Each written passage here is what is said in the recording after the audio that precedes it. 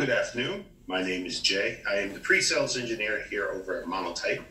Thanks for taking the time out of your day, folks over at Bed Bath & Beyond, to allow me to demonstrate one of our exciting products called Mosaic. I'm currently signed in, so this is the home page. Mosaic consists of our entire Monotype library, which is Monotype, Linotype, ITC, Bitstream, Ascender, and Original Font. Of all the fonts that are within the Mosaic platform, that covers over roughly about 13,000 font families. In addition to that, we could add third-party fonts from other foundries as long as we work with our sellers to ensure that we can get proper permission and rights to add to the Mosaic platform.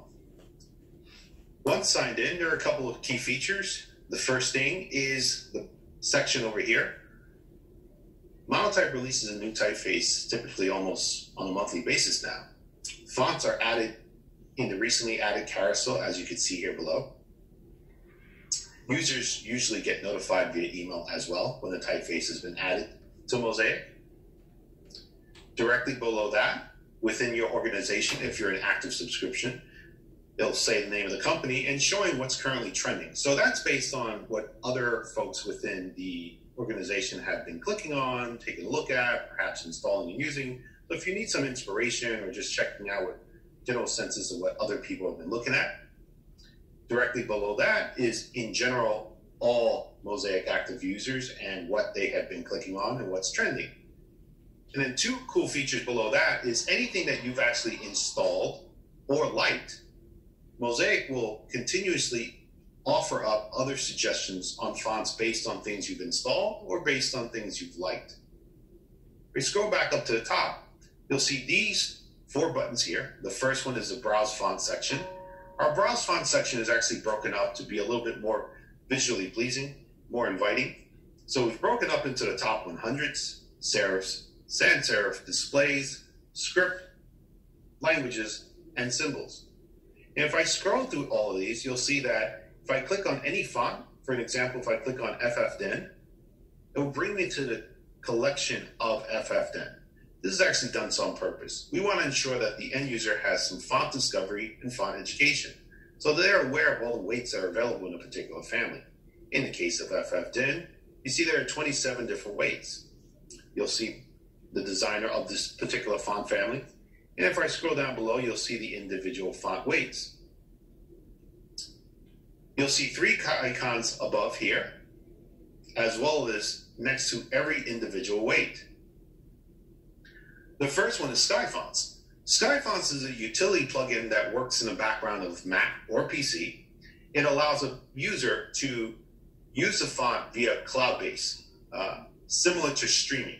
So the font data isn't actually installed on the person's workstation, but rather it is connected through the plugin of Skyfonts, which is directly synced to your email address of your valid subscription to Mosaic. The second option is self-explanatory, add to your favorites. Third one is where it gets cool. The first one is empowering the end user to download the font data. So if I click here, I can actually download FFDen based on my rights and the permissions I have to download the font files. So it brings up a secondary window. There are 27 weights, but let's just say I only need DIN and thin italic. So I've selected those two, and if I click on download, what this will do is provide me the zip file of the desktop format of this particular font, which I can then install on my workstation and start using it from that point. If I need this particular font in a web format, that's kept in a separate folder, which you would click on these three buttons, and you would add it to a web project. By adding it to a web project, what you're essentially doing is just adding FFDen in the web font format into the web font folder, which it'll appear momentarily.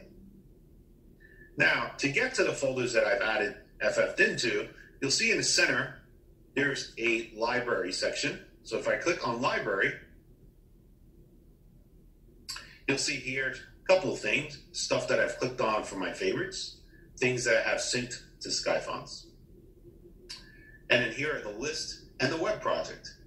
So here are two lists that I've actually already created prior to this. So here's brands that I'm going to click on, and you'll see that I've added a few fonts to this list. Now the cool thing about the list is, for an example, let's say I'm the project manager, and based on the conversations that we had with you guys in terms of how you guys deploy, manage, and get people to use the same fonts, this would probably work tremendously in your workflow and streamline things. So as a project manager, I can create the folder, add the fonts that I feel that have been approved for certain branding assets, and then I would invite users via their email address.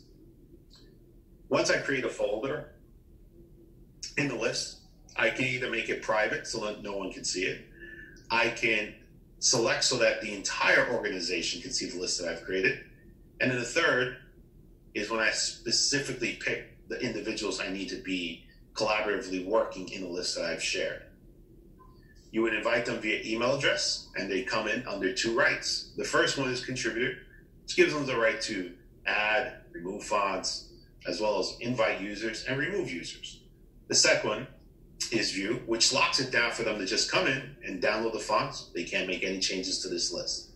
This is great because it allows you to share, basically centralize what you've selected, what has been approved for a certain project or campaign. I can download it from the top. And if I prefer to do it individually, I can do it next to each weight as well. Now, let's say for an example of these fonts that are in the brand list, I need them in web font format. That's as simple as adding it to a web project. So I can create a new one, simply name that project. So in this case, I'll just say website brand. Domain is completely optional. You don't need to enter it if you don't wish to. Once I click done, it'll take a few moments, and what it'll basically do is create a folder called a web project folder and add these fonts into that folder. And then that would be the actual web font formats of that folder. So you'll see here on the left side of the screen, website brand that I just created, and here are the fonts. Keep in mind, anytime you add web fonts to a web project, typically it'll only activate the first 2 to 3 fonts because, realistically, you're not going to load all. In the case of FF Din Arabic, there are 14 weights in this family. You're not going to load them all onto a website, but in the event that you may need them or may not need them, just simply click on View Family and activate and deactivate which fonts you need.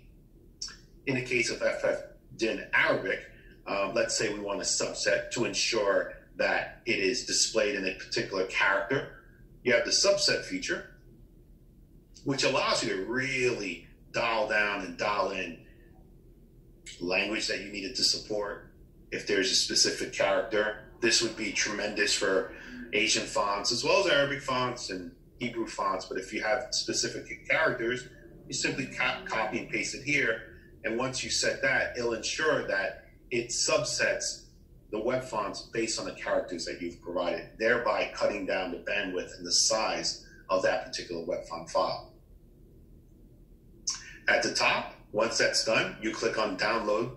And what this will do is provide you the self-hosting kit, providing you the web fonts, our HTML, our CSS, and our implementation guideline that you can hand off to the developer. And they can basically pick up right from the ground floor because we've provided them some of the basic fundamentals of the coding for the fonts. Again, because it is self-hosting, you have complete flexibility to make those changes if need be. But it's just a nice little complementary part of the package of the web font. Now, if I scroll back up to the top and click on Explore, let's say after using a couple of different fonts, I'm looking onto a next project and I need some inspiration, or perhaps I need a couple of ideas. You'll see here, if I click on Collections, these are lists that have been curated by some of our world-renowned type designers and agencies that we've worked with in the past, breaking up different fonts based on different verticals or disciplines. We have fonts that are meant for cars, OEM, maybe for children, or perhaps you're looking for something in AR, VR, or fashion. In the case of fashion, right click here, here's a list of fonts that have been put here together based on what they feel would work in the fashion industry. So there's Futura, there's a few other ones down below. So if you need some inspiration, you can scroll through and click on it. So in this case, I'll just click on Avant-Garde Gothic. Let's say after looking at this, maybe slightly future-proofing by looking through here and seeing what works, what may not work, maybe testing it out in the carousel and just adding the particular words I'm looking for. I'm not completely sold on this. A couple of things I could do. Up here in the 3 dots section, I can click on more like this. And what Mosaic will try to do is look for alternate suggestions that kind of have that look and feel of ITC Avant-Garde Gothic. I can scroll through to see what works, what may not work. Let's say after, looking through this, not 100% sold, but I already have a font in mind that I saw elsewhere. That's cool. Top left-hand corner, type in the name of the font that you're looking for. For this case, I'm going to look up ProximaSoft. Now, ProximaSoft is a Mark Simonson font. So it's a third-party foundry that we have a relationship with, but they're not part of the Monotype library. So it's going to tell the user that, I found it, it's not in Mosaic, but if I click on more like this, Mosaic will look for alternate suggestions of that font by keeping the end user in the Mosaic platform. So on 2 parts here, on one side, you're staying within your agreed upon license. On the creator side, it's just giving you alternate suggestions of other fonts that are within the Monotype portal. If I scroll through here, there's a couple of few that I can go through. Now keep in mind, all fonts in the Mosaic platform have been basically battle tested to be used across any and all of its environment. So again, if you need, in the case of Trade Gothic, Next Soft Rounded, if you need this for something as simple as desktop or perhaps web or a digital ad, or maybe even for an app, you can be assured that the font has been tested to ensure that it behaves and performs at 100% optimum performance across any of its environments.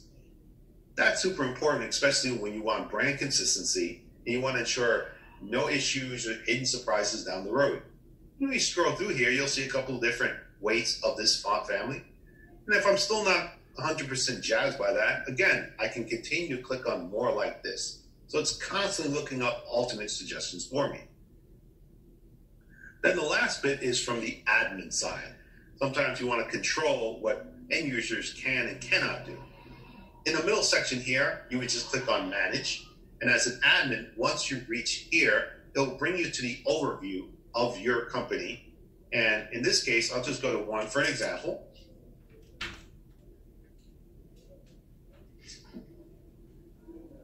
So once you get to the overview, it tells you the number of seats you have, how many are currently free.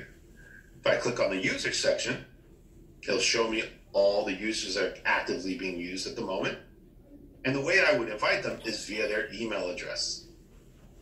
When you invite them via email address, they would receive a separate email coming from an email as enterprise@monotype.com. It'll provide them a unique URL.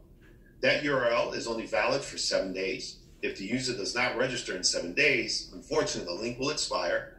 Then I'm going to have to reach back out to the admin to ask for another invite link. The link is also unshareable. So once one person registers, can't share that link with other folks.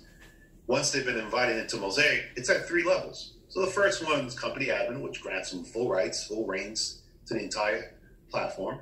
Second one is full user, which gives them the ability to download fonts, create lists, share lists. And then restricted user basically locks it down so that this particular user can't download anything, but if they want to use any of the fonts, they would have to use it in conjunction with Sky fonts. So realistically, what restricted user is ideal for is your outside vendors, freelancers, maybe an agency. And in your case, with the relationship you have working with the agency, the best approach would be providing them the restricted user access. Still gives them access to the same fonts, they're just using it differently than the internal employees. The next thing is sometimes managing them based on groups. So if I go on to groups, here are some groups I already created. So like I had stated before, I created an agency group, and this group has Sky Fonts access only. So all the folks in this group, although they're all part registered of Mosaic, any fonts that they try to look at to try to download through Mosaic, they'll only have Sky Fonts access. Versus, say, my creative department or my production department, I want to grant them full rights so that they can download desktop or web fonts, so be it. Last bit is reports. So if you actively are using and create any web projects and you've placed them online and you use our implementation guidelines, you can track your monthly page views. So if it goes over, it'll let you know that the page view has gone over, and then it is entirely up to you to reach out to your account manager to ensure to either upgrade your page views. But just to keep in mind so that you have some peace of mind, if for some whatever reason the page view does go over, the web font's not going to deactivate. It'll continue running. It's just entirely your responsibility to reach back out to us to get that upgraded when needed. And you'll see here it's broken up. In this case, I don't have anything that's actively being tracked, but I have websites as well as digital ads. Again, I want to thank you guys for your time, for going over Mosaic. I think this is going to be tremendously helpful for you guys and impact a much smoother way of your workflow and eliminate a lot of the concerns you guys were having with the guessing games of having different iterations of a particular font or not knowing the origin of who purchased which one from where and where is it currently living. This centralizes and just eliminates a lot of that guessing game. Have everyone coming to the same platform, pull and distribute as needed. Again, my name is Jay. If you have any questions, please feel free to drop me a line. Thank you for your time. Have a good day.